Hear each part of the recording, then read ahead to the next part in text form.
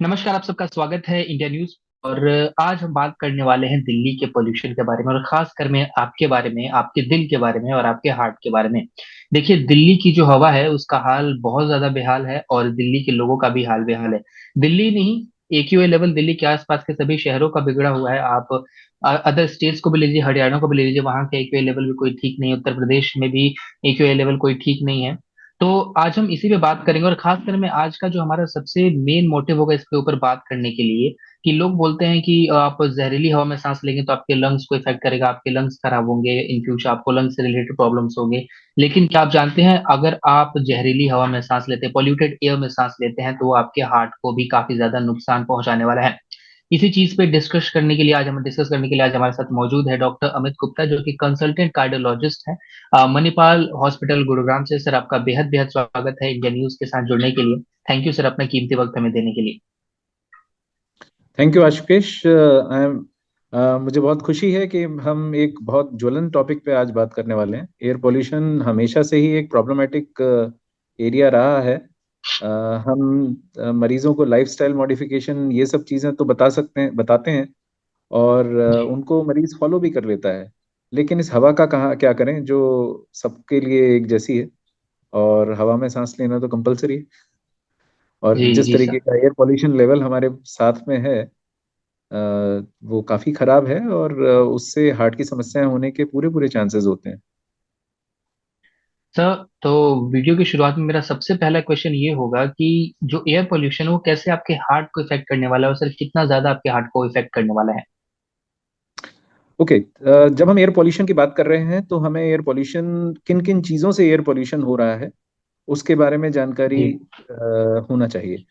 तो मेन जो air pollution या एयर पोल्यूशन की है, वो जी कुछ सर। गैसेस हैं, जैसे कि sulphur dioxide, nitrogen dioxide, carbon monoxide, ozone, O3 जिसको हम कहते हैं, और साथ में जी पीएम। पीएम जिसको हम पार्टिकुलेट मैटर कहते हैं। ये पांच या छह चीजें, एक लेड भी होता है, ग्राउंड लेड। तो ये छह चीजें मिलके पोल्यूशन का मेन सोर्स बनाती हैं, एयर पोल्यूशन का।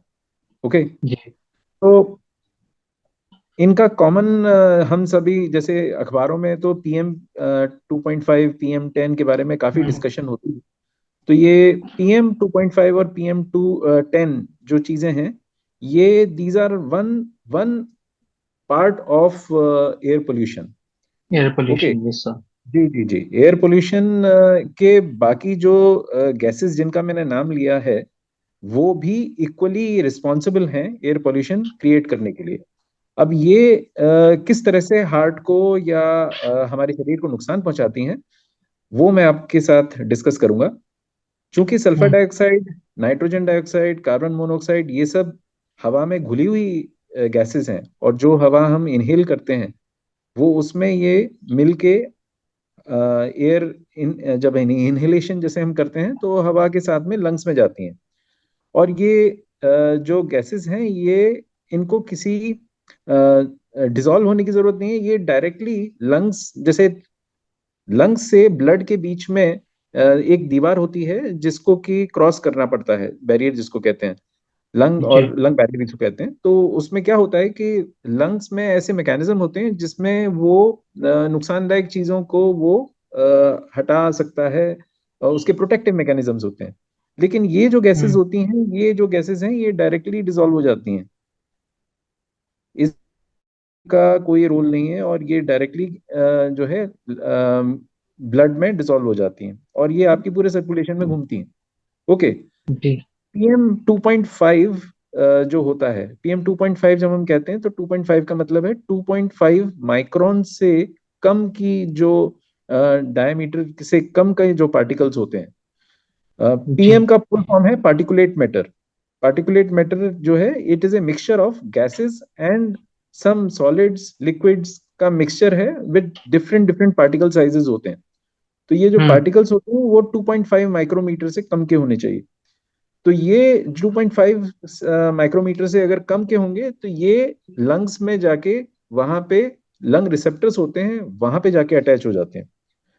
एंड रिजल्ट क्या होता है? एंड रिजल्ट ये होता है, ये जितने भी पोल्यूशन के पॉल्यूशन क्रिएट करने वाली जो चीजें हैं, इनसे हम्म। बॉडी के अंदर एक तरीके का इन्फ्लेमेटरी रिस्पॉन्स जनरेट होता है। इन्फ्लेमेटरी रिस्पॉन्स का मतलब है जैसे बॉडी के अंदर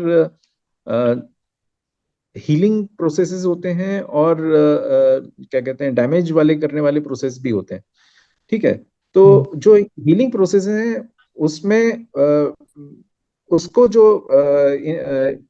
वो जो प्रोसेस होता है उसको हम इन्फ्लेमेटरी रिस्पॉन्स में कहते हैं। अगर ये नॉर्मल इन्फ्लेमेशन होता है तो ठीक है, बॉडी के लिए यूजफुल है। लेकिन अगर हम्म। अत्यधिक रिस्पॉन्स इसका जनरेट हो जाता है, हाई इन्फ्लेमेटरी रिस्पॉन्स, तो वो बॉडी के लिए नुकसानदायक है। Now what these air pollution particles what they do is that they generate a hyper response of inflammation. Hmm. Sympathetic tone बहुत ज्यादा बढ़ जाती है, जिसके नतीजा ये निकलता है कि जो बॉडी को नुकसान देने वाले सुपर ऑक्साइड्स हैं या डैमेज करने वाले जो पार्टिकल्स हैं वो जनरेट हो जाते पार्टिकल हैं। से बस। हाँ, और वो बॉडी को नुकसान पहुंचाते हैं।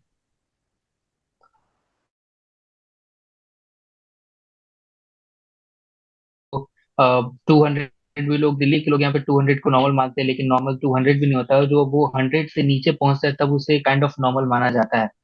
तो सर ये जो हवा है वो दिल्ली वालों के लिए क्या लॉन्ग टर्म के लिए भी खराब खराब होने वाली है? क्योंकि अब लोग कोशिश कर रहे हैं, हमेशा ही हर साल होता है इस महीने में पोल्यूशन का लेवल कुछ ज्यादा ही बढ़ जाता है।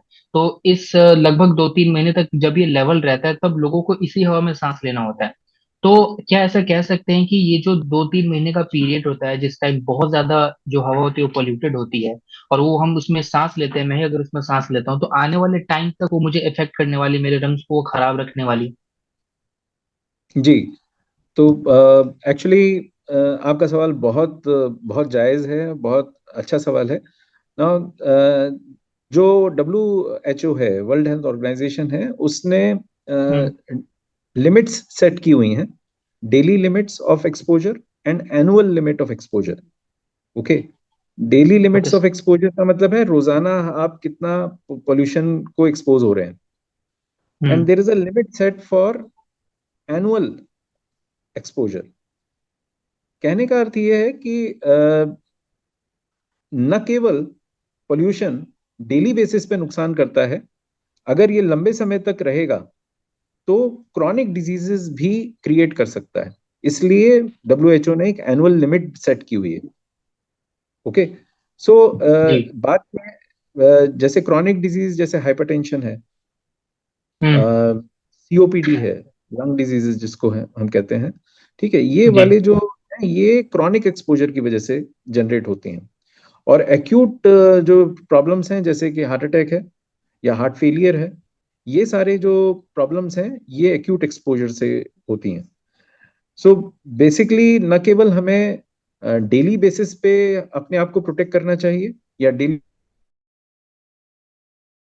करना चाहिए, उसके अलावा हमें एनुअल लेवल भी, मतलब कि ऐसा नहीं कि साल के 3 महीने ही हैं। मेरे ख्याल से हम्म।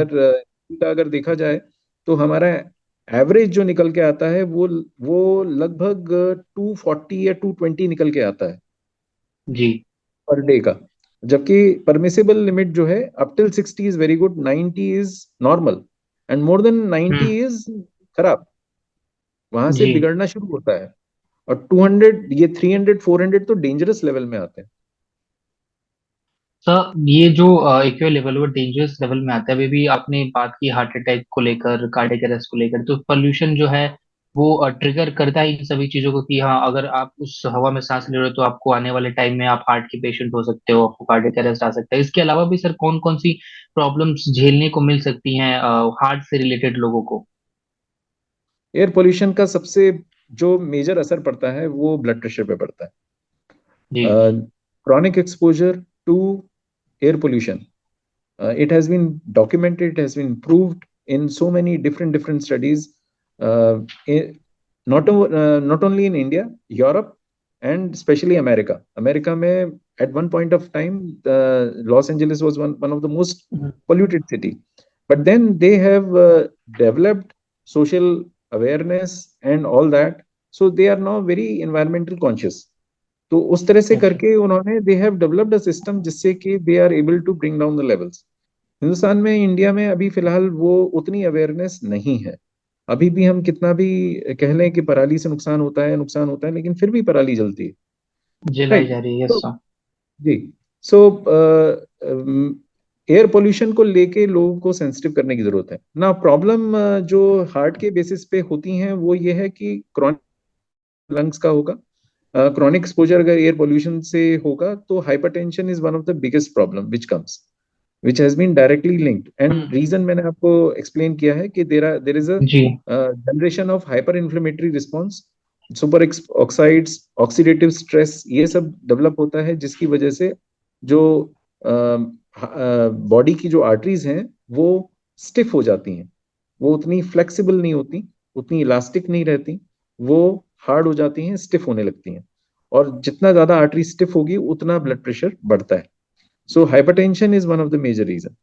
सेकंड, अगर बहुत ही ज्यादा एक्सट्रीम लेवल पे अगर सुपर एक्साइड्स जनरेट हो जाते हैं तो जो हार्ट की आर्टरीज में प्लाक जमे होते हैं या कोलेस्ट्रॉल जो जमा होता है उसके हम्म।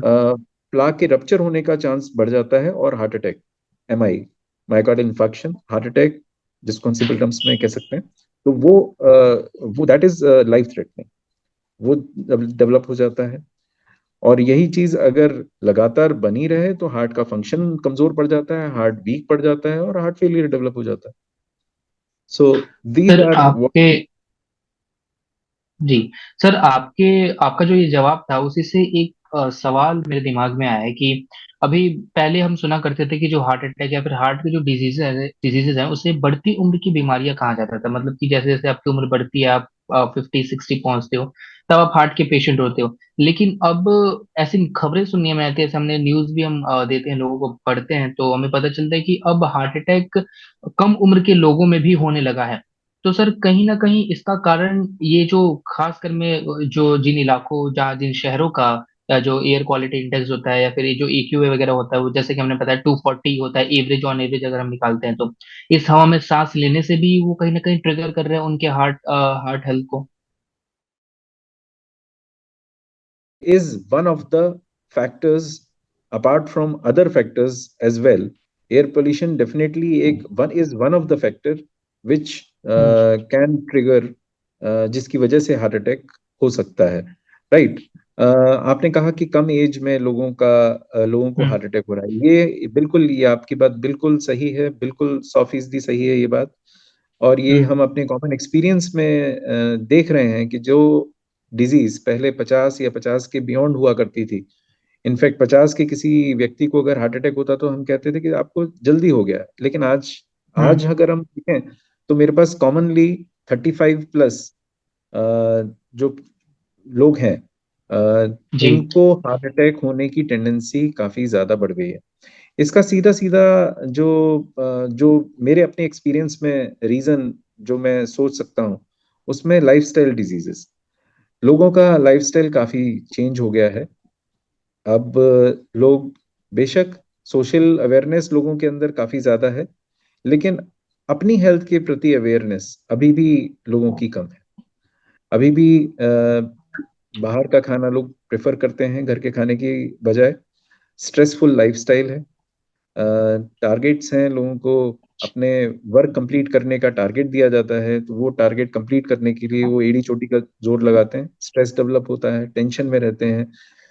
हर चीज का एक मतलब मानसिक तौर पे और शारीरिक तौर पे एक स्ट्रेस लेवल डेवलप होता है।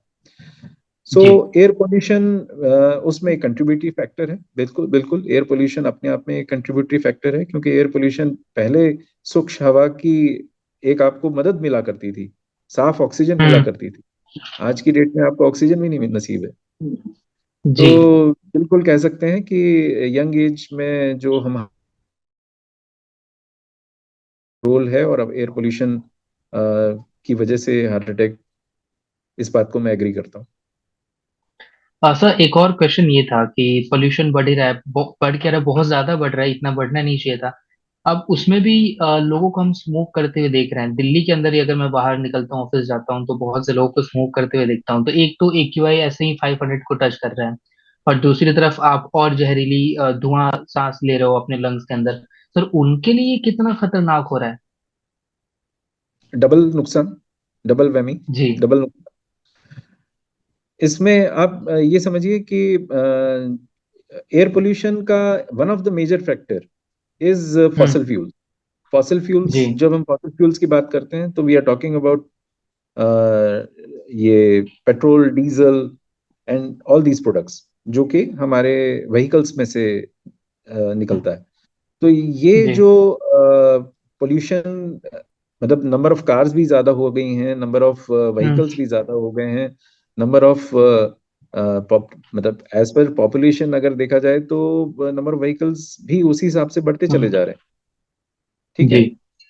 स्मोकिंग से जो भी मैंने आपको अभी नाम दिए, कार्बन डाइऑक्साइड, सल्फर डाइऑक्साइड, हम्म। कार्बन मोनोऑक्साइड, स्मोकिंग करने से ये आप डायरेक्टली इनहेल कर रहे हो, वो तो आप पोल्यूशन से तो आ ही रहा है, वो तो आपका हम्म। ऐसा कहा भी जाता है कि अगर आप दिल्ली की हवा में सांस ले रहे हैं तो ऑलमोस्ट आप 100 सिगरेट एक महीने में पी रहे कंज्यूम कर रहे हैं।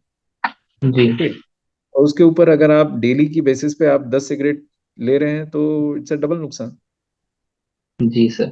सर, एक और मेरा क्वेश्चन होगा जो कि सबसे इम्पोर्टेंट क्वेश्चन होगा कि अब हवा बहुत ही ज्यादा जहरीली हो चुकी है। लोगों को कहीं ना कहीं काम के लिए बाहर निकलना ही पड़ेगा। मास्क लोग लगा रहे हैं, कुछ लोग नहीं भी लगा रहे हैं। बट फिर भी सर, ओवरऑल क्या लोग प्रिकॉशंस ले सकते हैं, क्या चीजें ध्यान में रख सकते हैं कि वो कम से कम जहरीली हवा इनहेल करें और बचे रहे, हेल्दी रहे। जी।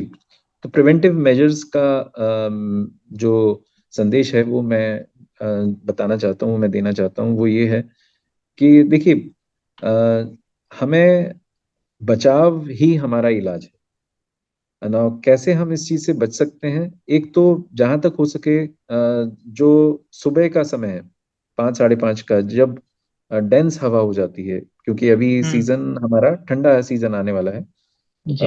विंटर्स में। तो जितनी ज्यादा ठंडी होगी हवा, उतना ज्यादा पार्टिकुलेट मैटर्स आपके जमीनी सतह पे रहेंगे।